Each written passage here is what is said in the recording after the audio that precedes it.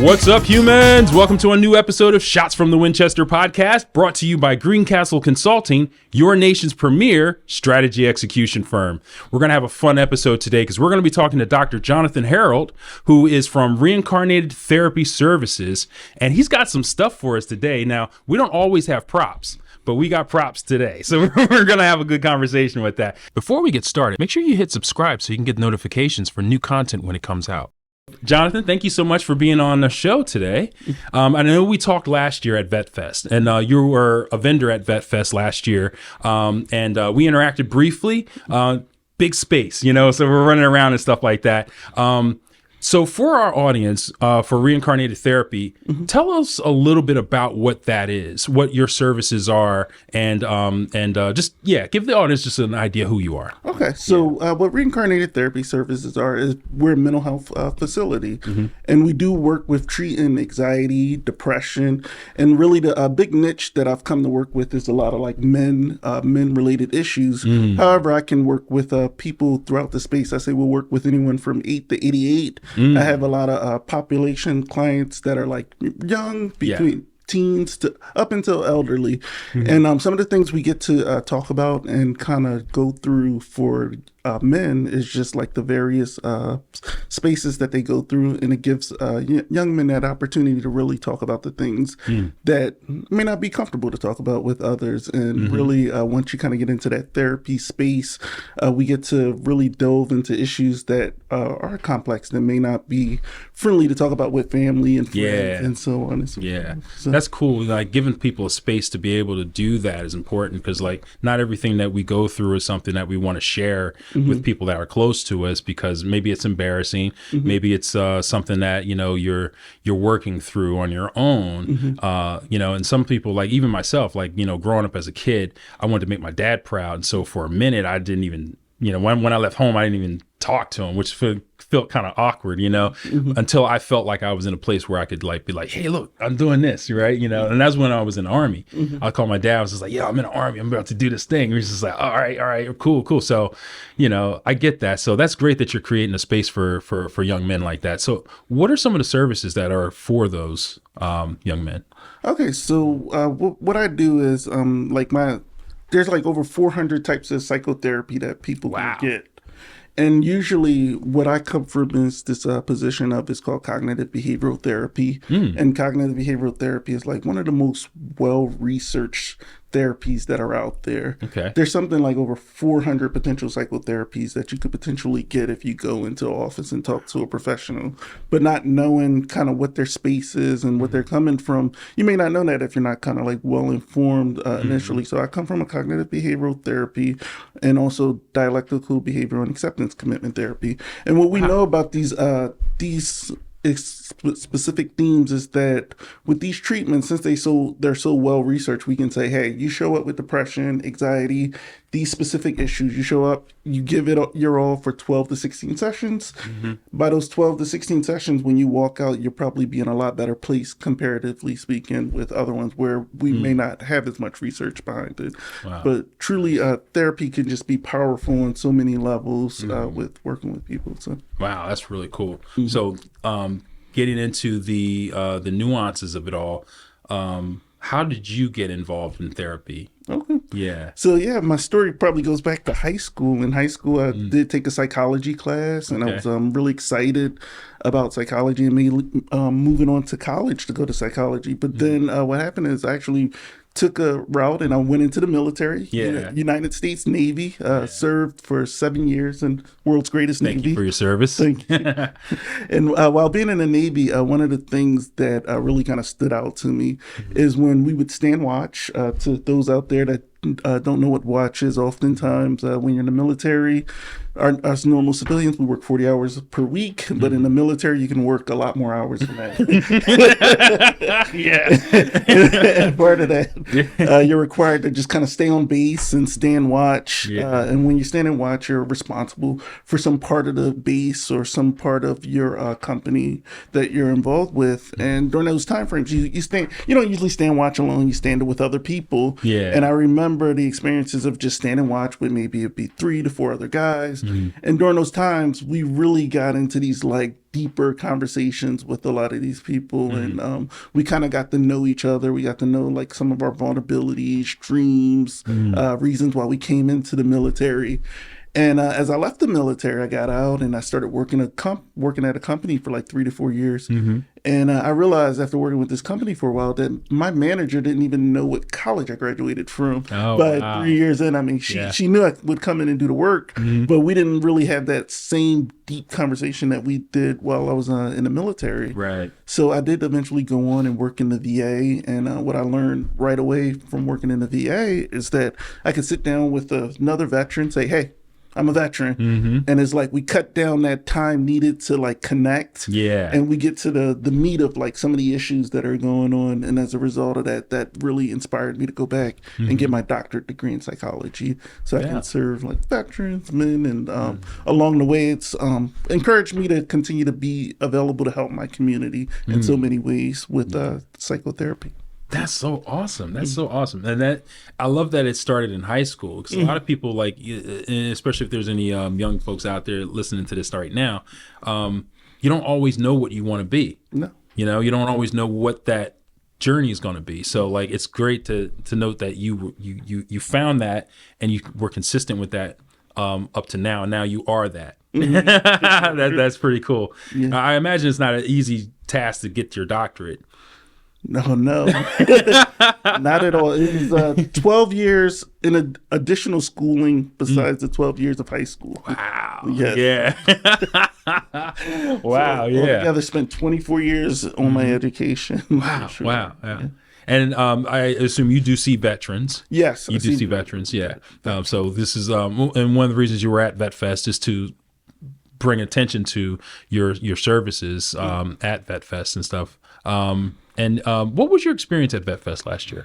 Oh, so my experiences at VetFest was really exciting. My company, we just got to let people know who we were.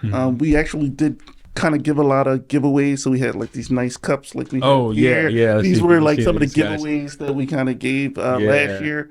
This year, we plan on continue to have some giveaways and just talk to people and educate them about like mental health and ways that they can engage in tangible things to really reduce stress. In addition, at VetFest, I just enjoyed really meeting with the other vendors, and I got some really cool things that I have till this day. That from that event.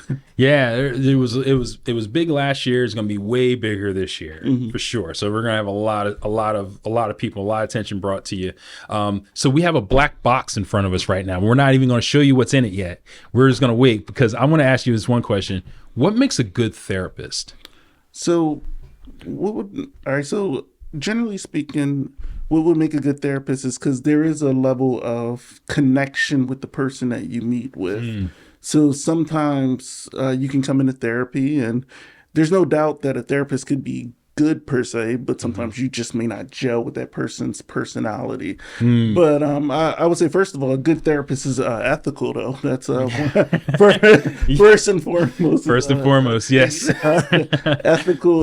The next thing is somebody that you can be open with, and really, if that therapist is trying to, give you that space initially, like, hey, we're not, because this is a relationship. Oftentimes when you go into therapy, whether it's in an individual or group setting, it's a relationship. So going into that relationship, really being open, honest with that, and then understanding that in any relationships, there's often conflicts. Yeah. And it's the good thing about the therapy space, and what we often find with the therapy space is that, like, when people are having problems with like conflicts with interpersonal relationships, right, they're having struggles at work, a lot of times those things that happen out in the real world, at some point it's going to come into the therapy space. Yeah. And when it happens, you got to have that open communication to be able to repair whatever breaks that may happen. It may be some miscommunication, things that kind of happen within that therapy space. But, being willing and having that feeling that, hey, I can talk about this problem that I'm having with my therapist when it happens. Yeah. Because if not, then you'll just stop therapy, and you won't be able to really heal from what's going on if you don't really engage in the process. Yeah. So let's jump into this real quick. Okay. So if you're watching this video on YouTube, we got a black box in front of us now. I already saw what was in it, so I think this is going to be really exciting. So I want Dr. Jonathan to explain what's going on with this black box right quick. All right, so this black box right here is something that my organization created. It's we call it the Vitality Box. Yeah. And actually part of the premise of why we created this product is what we find is that, especially with some of the therapies that we do, is that there's various things that can be utilized to help us, especially when we're dealing with stress, anxiety, high intense experiences. And when we're in the moment of these experiences, there's things that we can do that can kind of bring us down, especially in the short term.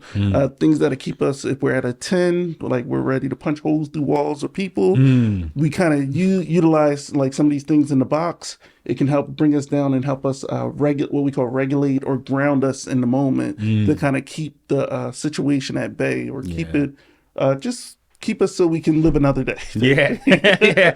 So let's dive in here. So we're gonna open this box here and we're gonna show you what's inside real quick. I'll let you explain what's going on in here. Okay, so first and foremost, let's start with this. Oh wow. So if you ever seen the Snickers commercial from years ago, and you see it where the guy he's angry, he's yelling at everybody, and the people around him are like, "Hey, you're hungry. Why don't you grab a Snickers?" Grab a Snickers, yeah. And you see they eat, and then they relax right away. Yeah, and that's true. Oftentimes, when we're hungry, that can contribute to us engaging in these like intense emotions. You might be more likely to jump to anger, anxiety, so on and so forth. So the first thing that's in this box is just some pieces of chocolate, some things that kind of help calm you down. So if you are stressed, it's good. It's like Hershey Kisses are in there. We got some like some little Hershey chocolate bars, everything like that. And chocolate's a good stimulant for sure for that. Yeah, for sure. Yeah. And chocolate is one thing, but there's definitely other foods that can be helpful, like fruits and vegetables as well can be truly helpful with helping to regulate emotions. The next thing I have here is like a scented candle. And what we find is with scents, it can also truly help us to calm down. Not only do scents, especially if you think about the apple pie that your grandma used to make, or the greens or chicken, when you smell that, sometimes you're reminded of family members. And when we put scents in our body, or we kind of smell things, this can also help to regulate our emotions. I love candles. I love candles. Yeah, they can especially be very stimulating. yeah, for sure. What else we got? So here next, we have something that we personally made. This is our face mister that we made, and it's a vanilla face mister. And what we do is oftentimes I'm definitely putting this right now. If people come into my office and use it, I often utilize this in combination with a hot towel. Again, these scents can help to really bring you down in the moment, help to regulate emotions. The next thing is a face mister, and both of these are something this is inspired by. There's this therapy, it's called dialectical behavioral therapy. It actually got a big plug on the Marvel show She-Hulk recently. Yeah. And they were talking about how like dialectical behavioral therapy can be utilized to really help regulate emotions, especially when you're angry and so forth. You're She-Hulk. Exactly. Keep you from going She-Hulk level or Hulk level when you're angry, upset. And so in dialectical behavioral therapy, they have this one area, it's called TIPS. It's temperature, intense exercise, pace breathing, and progressive muscle relaxation. So what this mister does is what we find is that if we put temperature on our body, like cold water, hot water, it can actually bring down the body's physiology and actually kind of bring us to a more relaxed state. So utilizing these things can really just help overall, like again, keep us from making a bad situation worse. Yes. And lastly, I got I have like clay.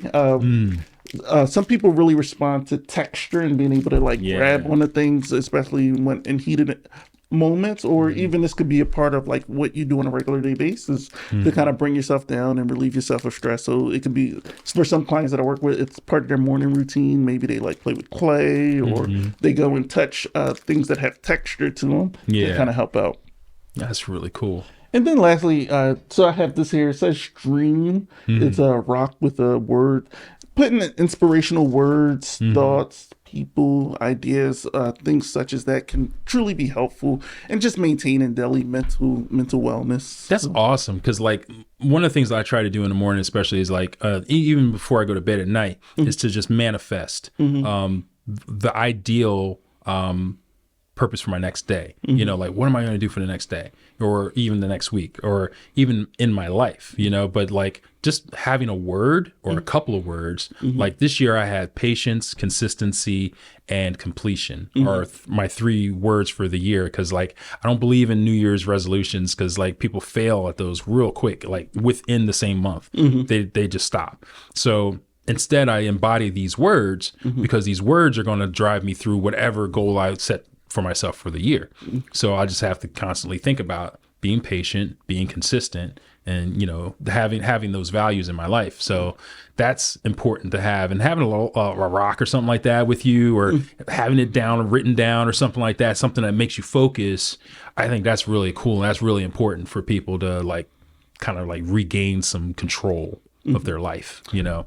Yeah, and one of the things I appreciate you talking about just now is values, and that's a big part of like what I actually work with. Usually, like within the first few sessions, I'm sitting down with people and I'm talking about like what are your values, because the values tend to be like our foundations of where we're going to go next. A lot of times, whether we explicitly say what our values are, we're kind of living our values, even if we don't necessarily say what they are. Truth. But, Yes.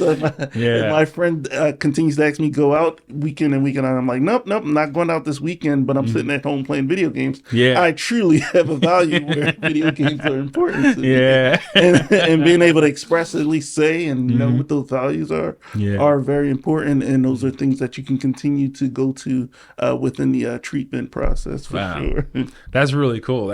I love this whole system. I love this whole thing right here. This is great because, you know, when you think about going to, some people may, if you've never been to therapy before, definitely give it a shot. Because I mean, we all go through stuff. We all have things that are going on in our minds and in our bodies. What goes on in our minds and affects our bodies also. So it's good to have a balance of mind and body, you know, to be able to function. So having therapy in your life, I think, is a good look, even if it's a short stint. But like you have a program, you were saying it was 12 sessions. Yeah, 12 to 16 sessions, and often it does start with like assessment and just really determining what people are kind of dealing with within those first few sessions. And the foundation of it is the values work. And from there, I'm able to provide different interventions that are like well-researched interventions that can truly help people go to the next step within the treatment process. That's awesome. And it's been very rewarding to see people come in and really walk out like happy, healthier. And one of our big things in our mission within Reincarnated Therapy is this ability of first efficiency, compassion, and growth are like the areas that we continue to work with. And we know within what's happened over the last few years after COVID is that more people have been searching for mental health therapy, and it's often tough for people to connect with therapists. Everything from people who show up and often are using insurances, and sometimes therapists don't take the insurances that the people are bringing. And then even when people go on to it's called Psychology Today to find therapists. It could be really challenging to locate a therapist. For people veterans, you can go to the VA to get services. But again, even within that big system, it may take a while to find the right therapist for you as well within that system. So how long has your business been well, let me rephrase that. How long have you been in business with this? So I've been in business for 2 years now. Okay. Nice. I've been doing therapy for over like 12 years now. Nice, yes.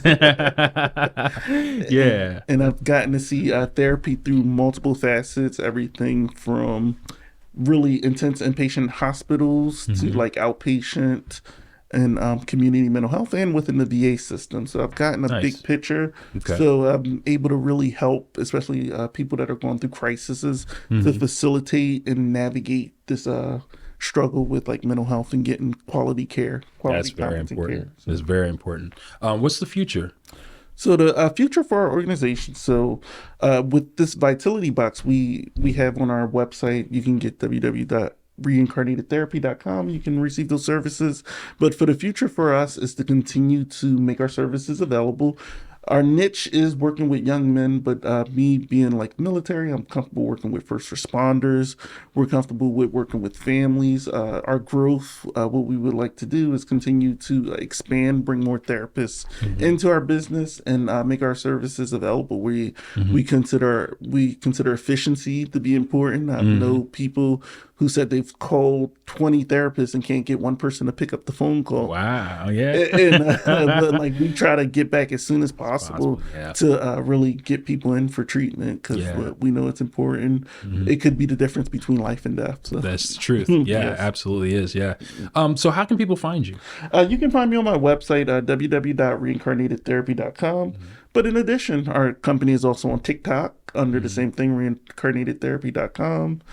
And we're also under Facebook and Instagram as well, under that same logo. So you can find us in many ways. You can see videos. We do go out to a lot of outreach with our company. So we'll be at Vet Fest for sure. Yes. So Looking forward. Find us at Vet Fest. Yeah.